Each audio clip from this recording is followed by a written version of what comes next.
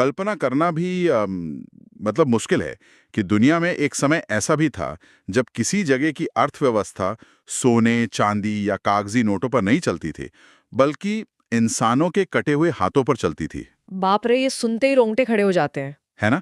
एक ऐसी खौफनाक व्यवस्था जहां एक सैनिक को ये साबित करने के लिए कि उसने अपनी बंदूक की कोई गोली बर्बाद नहीं की है, उसे हर खाली कारतूस के बदले एक इंसान का कटा हुआ हाथ अपने अधिकारियों को सौंपना पड़ता था। हम्म। और ये कोई काल्पनिक कहानी या फिल्म का सीन नहीं है।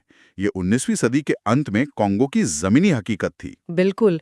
और इस तरह के जो दृश्य है ना, वो हमें ये सोचने पर मजबूर कर देते हैं कि सत्ता और लालच के चरम पर पहुंचकर कोई इंसान आखिर किस हद तक जा सकता है। सही बात है। जब हम इतिहास पढ़ते हैं तो अक्सर महान साम्राज्यों के विस्तार और उनकी चमचमाती जीत के किस्से सुनते हैं। लेकिन उन सुनहरे पन्नों के ठीक पीछे ना एक बहुत ही गहरा और स्याह अंधकार छिपा होता है। और आज हमारी इस विस्तृत चर्चा का यानी इस डीप डाइव का जो मिशन है, वो उसी अंधकार में उतरना है। हमारे सामने आज बहुत सारे ऐतिहासिक दस्तावेज हैं। हम्म। विकिपीडिया के कुछ बहुत ही भयानक रिकॉर्ड्स हैं, कॉन्गो फ्री स्टेट को लेकर, कंबोडिया के इतिहास पर एक पूरी किताब का अध्याय है, और औरंगजेब, हिटलर, ईदी अमीन जैसे शासकों पर आधारित कई ऐतिहासिक सूचियां और लेख हैं। तो आज हम सिर्फ आंकड़े नहीं गिनने वाले हैं। बिल्कुल नहीं, हम केवल ये नहीं गिनेंगे कि दुनिया के सबसे क्रूर शासकों ने कितने लोगों की जान ली। हमारा मुख्य लक्ष्य है ये समझना है कि इतिहास में निरंकुश सत्ता आखिर काम कैसे करती थी। हाँ, और ये शासक अपनी बर्बरता को किस तरह सही ठहराते थे। सत्ता, मनोविज्ञान और विचारधारा का वो कौन सा खतरनाक मिश्रण था जिसने साधारण इंसानों को इतिहास के सबसे खूंखार हत्यारों में बदल दिया। ठीक है, तो चलिए इसे थोड़ा खोलकर समझते हैं। क्रूरता के इस पूरे सिस्टम को समझने के लिए जरा इतिहास के उस दौर में चलते हैं जहां क्रूरता छिपाई नहीं जाती थी। मतलब उसे एक हथियार की तरह खुलेआम इस्तेमाल किया जाता था। आप चंगेज खान की बात कर रहे हैं ना? हाँ, 1162 के आसपास मंगोलिया के कठोर मैदानी इलाकों में एक बच्चा पैदा हुआ था, तेमुजिन, जिसे बाद में दुनिया ने चंगेज खान के नाम से जाना। इन ऐतिहासिक लेखों में उसके बचपन की एक घटना का जिक्र है जो वाकई इंसान की रूह कंपा देती है। वो मछली वाली घटना। बिल्कुल। जब वो महज एक बच्चा था तो शिकार के दौरान पकड़ी गई एक छोटी सी मछली के बंटवारे को लेकर उसका अपने ही सौतेले भाई से विवाद हो गया, और उस छोटी सी बात पर तेमुजिन ने अपने भाई की तीर मारकर हत्या कर दी। ओह! देखिए, मंगोलिया के उन कबीलों का जीवन बेहद निर्मम था। वहाँ का मौसम, खाने की हमेशा कमी रहना और कबीलों के बीच का जो खूनी संघर्ष था, हम्म। इन सब ने तेमुजिन को ये सिखा दिया था कि अगर जिंदा रहना है तो भावना और दया को पीछे छोड़ना ही होगा। वहाँ केवल ताकत ही जीवन की गारंटी थी। सही कहा। लेकिन चंगेज खान ने अस्तित्व बचाने की इस लड़ाई को सत्ता की एक अंधी दौड़ में बदल दिया। और वो दौड़ इतनी भयानक थी कि उसके आंकड़े आज भी दिमाग सुन कर देते हैं। अपने चरम पर चंगेज खान की सेनाओं ने दुनिया के 22% हिस्से को रोंद डाला था। 22%? बाप रे! हाँ, करीब 3 करोड़ 30 लाख वर्ग किलोमीटर का इलाका। और इस पूरे विजय अभियान में लगभग 4 करोड़ लोग मारे गए। उज़्बेकिस्तान के ऐतिहासिक शहर बुखारा का जो विवरण इन दस्तावेजों में मिलता है ना, वो दिल दहलाने वाला है। 10 लाख की आबादी वाला वो एक समृद्ध शहर था। हम्म। और जब मंगोल सेना वहां से गुजरी तो सिर्फ 50,000 लोग ही जिंदा बचे। पूरा का पूरा शहर राख कर दिया गया। बिल्कुल। ईरान से लेकर मध्य एशिया तक उसने जो कत्लेआम मचाया, उसकी मिसाल इतिहास में मिलना मुश्किल है। वैसे एक दिलचस्प बात यह भी सामने आती है कि उसकी नज़र भारत पर भी थी। हाँ, लेकिन वो भारत में घुस नहीं पाया। सही कहा। तत्कालीन शासक इल्तुतमिश ने मंगोलों के दुश्मन जलालुद्दीन को भारत में शरण देने से बहुत ही चतुराई से इनकार कर दिया। और फिर यहाँ की जो भीषण गर्मी थी ना, उसने चंगेज खान की सेना को आगे बढ़ने से रोक दिया। और वो कूटनैतिक चाल वास्तव में इस उपमहाद्वीप के लिए एक बहुत बड़ा बचाव साबित हुई, क्योंकि चंगेज खान का आक्रमण का मतलब केवल युद्ध नहीं होता था, उसका मतलब संपूर्ण विनाश होता था।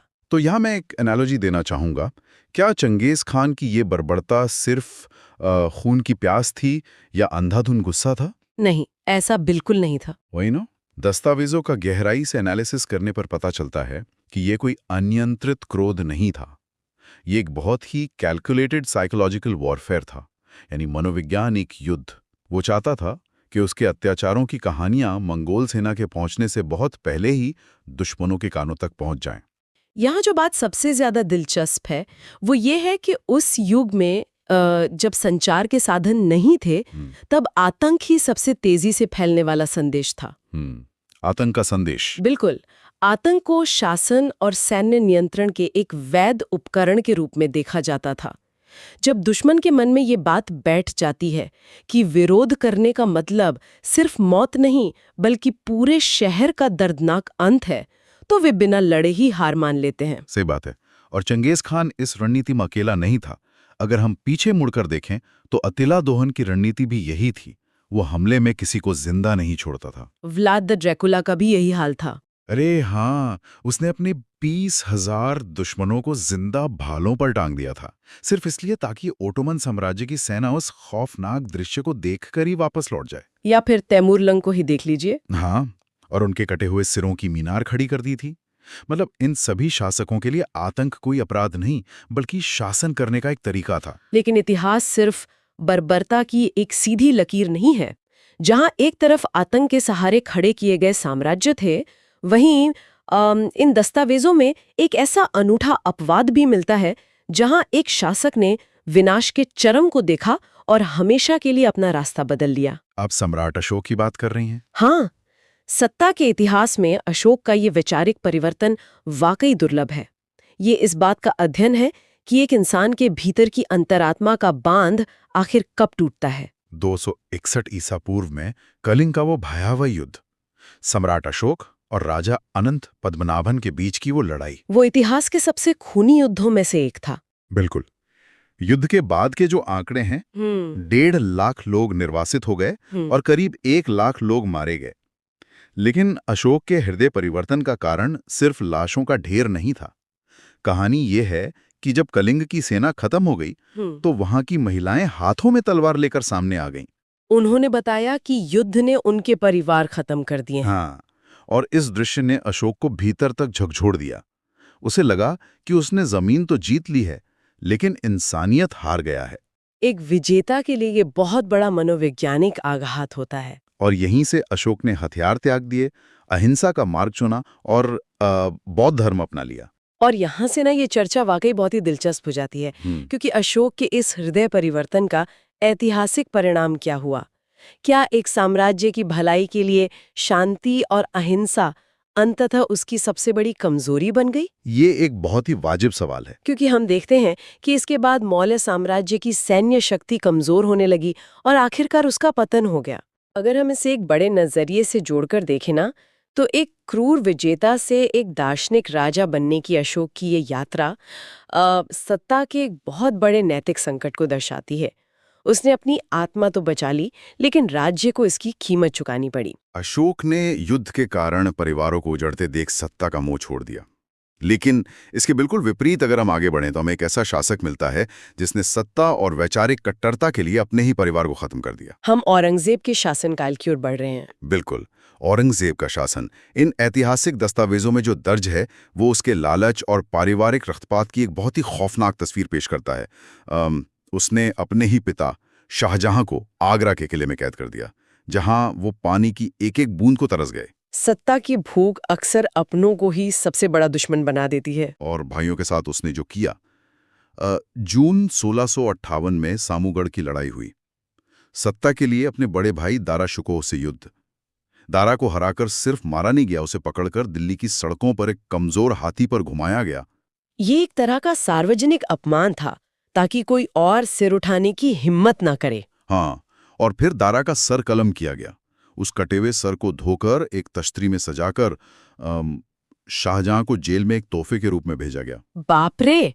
तो मैं यहाँ एक सख्त सवाल उठाना चाहता हूँ। सगे भाई का कटा हुआ सर पिता को तश्तरी में भेजना, क्या ये केवल सत्ता हासिल करने की कूटनीति थी, या ये गहरे मनोवैज्ञानिक असंतुलन का एक विकृत मानसिकता का संकेत था? देखिए, इतिहास में औरंगजेब को एक बहुत ही जटिल व्यक्ति के रूप में देखा जाता है। उसके भीतर सत्ता बचाने की जो सनक थी, जिसे हम पैरानोया कह सकते हैं, वो और उसकी धार्मिक कट्टरता आपस में पूरी तरह मिल गई थी। और वो कट्टरता उसकी नीतियों में साफ दिखती है। दस्तावेजों में साफ तौर पर मंदिरों के विनाश के आदेश दर्ज हैं। 1667 में कालकाजी, 1669 में काशी विश्वनाथ, 1670 में मथुरा, 1680 में उदयपुर और सोमनाथ के विध्वंस के आदेश। हाँ, ये ऐतिहासिक तथ्य हैं जो मूल स्रोतों में मिलते हैं और इसीलिए वर्तमान भारत में औरंगजेब की विरासत पर एक बहुत ही तीखी राजनीतिक बहस छिड़ी हुई है। बिल्कुल। और यहाँ हमें बिल्कुल निष्पक्ष होकर दोनों पक्षों की बात रखनी चाहिए। हमारा काम सिर्फ जानकारी देना है, किसी का पक्ष लेना नहीं। एकदम सही। तो अगर हम देखें, एक इकोसिस्टम है, जैसे अबू आजमी जैसे कुछ राजनेताओं का मानना है कि औरंगजेब क्रूर नहीं था। उनका तर्क है कि उसकी लड़ाई सिर्फ राजकाज की थी, राजनीति की थी, धर्म की नहीं। और वहीं दूसरी ओर देवेंद्र फडणवीस, एकनाथ शिंदे और योगी आदित्यनाथ जैसे नेता उसे एक बेहद क्रूर और धर्मांध शासक मानते हैं। तो ये दोनों ही विचार आज समाज में मौजूद हैं। और इतिहास के दस्तावेज हमें दोनों तरह की जटिलताएं दिखाते हैं। लेकिन जब एक शासक के मन में ये बात बैठ जाती है कि वो जो भी कर रहा है वो एक ईश्वरीय मिशन है, तो फिर वो अपनी किसी भी क्रूरता को आसानी से सही ठहरा सकता है। सही कहा। औरंगजेब की क्रूरता के पीछे सिंहासन और धर्म था, लेकिन 19वीं सदी के अंत में एक ऐसी क्रूरता सामने आई जिसका उद्देश्य ना तो कोई धर्म था, ना ही कोई ईश्वरीय मिशन। उसका उद्देश्य केवल और केवल पैसा था। बिल्कुल, शुद्ध आर्थिक लालच। हम बात कर रहे हैं बेल्जियम के किंग लियोपोल्ड द्वितीय और उसके कॉन्गो फ्री स्टेट की। मैं तो कहूंगा कि ये कोई देश था ही नहीं। हाँ, ये एक मुनाफा कमाने वाला कॉर्पोरेशन बन गया था। एक खौफनाक कॉर्पोरेशन जिसके शेयर धारकों के हाथ सचमुच खून से सने थे। 1885 से 1908 तक किंग लियोपोल्ड ने कॉन्गो को अपनी निजी संपत्ति की तरह चलाया।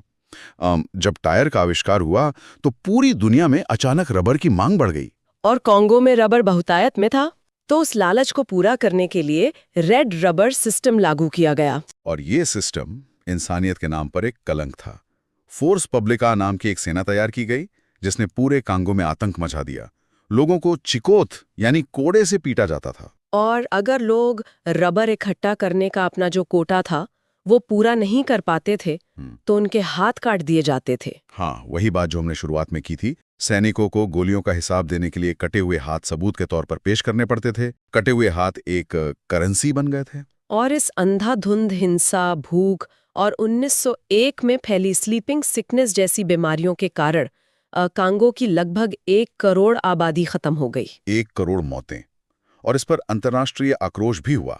जॉर्ज वॉशिंगटन विलियम्स ने इसे पहली बार मानवता के खिलाफ अपराध कहा। मार्क ट्वेन और आर्थर कॉनन डॉयल ने भी इसके खिलाफ अभियान चलाया। लेकिन सोचिए, 2020 में जाकर बेल्जियम के किंग फिलिप ने इस हिंसा के लिए खेद व्यक्त किया। लेकिन पूर्ण माफी आज भी नहीं मांगी गई। बिल्कुल। यहाँ एक बहुत ही अहम सवाल खड़ा होता है।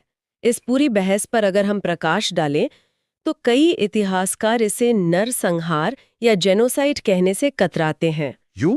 1 करोड़ लोग मारे गए फिर भी? हाँ, क्योंकि तकनीकी रूप से जेनोसाइड का मतलब होता है किसी पूरी नस्ल को खत्म करने का इरादा होना। यहाँ किंग लियोपोल्ड का इरादा कांगो वासियों को खत्म करना नहीं था, वो बस उनका आर्थिक शोषण करना चाहता था। लेकिन नतीजा तो वही हुआ ना। बिल्कुल। इरादा चाहे जो भी हो, यह इतिहास के सबसे भयानक हॉलोकास्ट में से एक है। आर्थिक लालच के इस खौफनाक दौर के बाद जब हम 20वीं सदी में प्रवेश करते हैं तो क्रूरता का सबसे खतरनाक रूप सामने आता है। वैचारिक तानाशाहों का दौर। हाँ, जब लाखों हत्याओं को विचारधारा और राष्ट्रीय गौरव के नाम पर सही ठहराया गया। कंबोडिया के पोल पॉट को ही देख लीजिए। 1975 से 1979 तक खमेर रूज का शासन। वियतनाम युद्ध और अमेरिकी बमबारी के बाद कंबोडिया जर्जर हो चुका था। पोल पॉट ने देश को विदेशी प्रभाव से मुक्त करने और पुरानी महानता लौटाने का सपना बेचा। और उस सपने की आड़ में उसने अपने ही देश की 1/4 आबादी को भूख और फांसियों के जरिए खत्म कर दिया। 1/4 आबादी। और फिर युगांडा का इदी अमीन आता है। युगांडा का कसाई। हाँ, 1971 से 1979 तक उसने राज किया। 1972 में उसने रातों रात ईसाई अल्पसंख्यकों को देश से निकाल दिया। देश की अर्थव्यवस्था तबाह हो गई। स्टेट रिसर्च ब्यूरो के तहखानों में लोगों को क्रूर यातनाएं दी जाती थीं। और सबसे अजीब बात ये थी कि वो खुद को ब्रिटिश साम्राज्य का विजेता जैसी हास्यास्पद उपाधियां देता था। उसकी सना का कोई अंत नहीं था। लेकिन 20वीं सदी का जिक्र एडोल्फ हिटलर और जोसेफ स्टालिन के बिना तो अधूरा ही है। स्टालिन की नीतियों के कारण 2 करोड़ मौतें हुई। और हिटलर के कारखानों ने 60 लाख यहूदियों और 50 लाख अन्य नागरिकों को मौत के घाट उतार दिया। इतिहास के पन्नों पर ये सिर्फ नाम नहीं बल्कि पूरी इंसानियत के लिए एक बहुत बड़ा घाव है। लेकिन इन दस्तावेजों में हिटलर के बारे में कुछ ऐसे विरोधाभासी रहस्य मिलते हैं जो दिमाग घुमा देते हैं। हिटलर शुद्ध शाकाहारी था। वो जानवरों से बहुत प्यार करता था। युवावस्था में वो एक पेंटर बनना चाहता था, लेकिन वियना आर्ट एकेडमी ने उसे खारिज कर दिया था और आखिर में उसने अपने सीक्रेट बंकर में आत्महत्या कर ली। ये सच में एक बहुत बड़ा विरोधाभास है। तो इस सब का असल में मतलब क्या है? मेरा मतलब है, एक इंसान जो जानवरों से इतना प्यार करता हो, वो लाखों मासूम इंसानों को गैस चैम्बर में कैसे भेज सकता है? देखिए, मनोविज्ञान में इसे अमानवीकरण कहते हैं। ये तानाशाह एक समानांतर वास्तविकता यानी एक ऑल्टरनेट रियलिटी बना लेते हैं। Alternate reality? हाँ, वे अपनी विचारधारा को इतना पवित्र मान लेते हैं कि उनके लिए इंसानियत कोई मायने नहीं रखती। जब वे किसी समूह को दुश्मन या कीड़ा मान लेते हैं, तो उन्हें मारना उनके लिए हत्या नहीं, बल्कि एक सफाई अभियान बन जाता है। बाप रे! इस पूरी चर्चा ने ये साफ कर दिया है कि आखिर पूर्ण सत्ता कैसे इंसान को भ्रष्ट करती है। बिल्कुल। चाहे वो चंगेज खां की सैन्य रणनीति हो, औरंगजेब का राजनीतिक धार्मिक जुनून हो, किंग लियोपोल्ड का पूंजीवादी लालच हो, या फिर पोल पॉट और हिटलर की चरम विचारधारा हो। और ये ज्ञान केवल अतीत का कोई साधारण अध्ययन नहीं है, ये आज के समाज के लिए भी उतना ही जरूरी है। बिल्कुल सही कहा। ये समझना बहुत आवश्यक है कि जब सत्ता पर कोई अंकुश नहीं होता और जब शासक खुद को कानून या भगवान से ऊपर समझने लगते हैं, तो एक पूरा समाज कैसे तबाह हो जाता है। आज के सूचना के युग में भी ये इतिहास हमें अधिनायकवाद यानी ऑथोरिटेरियनिज्म के शुरुआती संकेतों को पहचानने में मदद करता है। सही बात है। तो अपनी इस गहन चर्चा को आखिरी मोड़ देते हुए मैं एक ऐसा विचार छोड़ना चाहता हूं जिस पर सोचने के लिए हम सब मजबूर हो जाएंगे। बिल्कुल, बताइए। यह हमेशा कहा जाता है कि इतिहास हमेशा विजेताओं द्वारा लिखा जाता है। तो ये सोचने पर मजबूर होना पड़ता है कि इतिहास के पन्नों में ऐसे कितने शासक होंगे जिन्हें आज हम महान मानते हैं।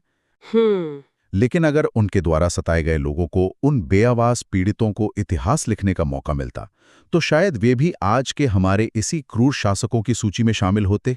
वाकई ये एक ऐसा सवाल है जो इतिहास के पूरे नजरिए को ही बदल कर रख देता है। इसी विचारोत्तेजक प्रश्न के साथ हम आज के अपने इस विश्लेषण को यहीं समाप्त करते हैं।